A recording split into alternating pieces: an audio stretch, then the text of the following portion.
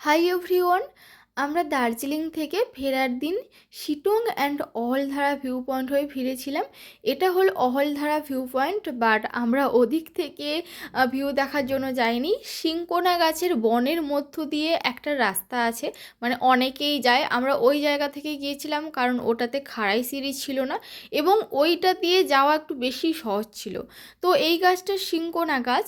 আমাদের যিনি ড্রাইভার দাদা ছিলেন উনি বললেন যে এটা সিংকোনা গাছ, আর আমরা গুগল সার্চ করে দেখেছিলাম যে মংপু জায়গাটাতে এই সিংকোনা গাছটা পাওয়া যায়।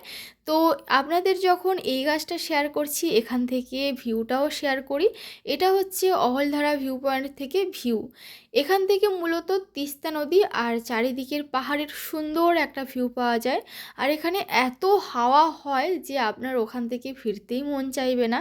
এখানকার উচ্চতা প্রায় 4000 ফিট, আর যার কারণে এখানে কিন্তু দার্জিলিংয়ের তুলনায় গরম অনেকটা বেশিই থাকে। আমরা তখন এটা সিংকোনা গাছ ভেবে এক্সাইটেড হলেও বাড়ি এসে গুগল সার্চ করে দেখলাম যে সিংকোনা গাছ সার্চ করতেও অন্য কোনো গাছ দেখাচ্ছে। হতে পারে আমরা বীজ কিংবা ফল দেখেছি, বাট ফুল দেখিনি। গুগলে বেশিরভাগ গাছে ফুলগুলোই দেখাচ্ছে। আপনারা যদি গাছটার নাম জেনে থাকেন অবশ্যই জানাবেন।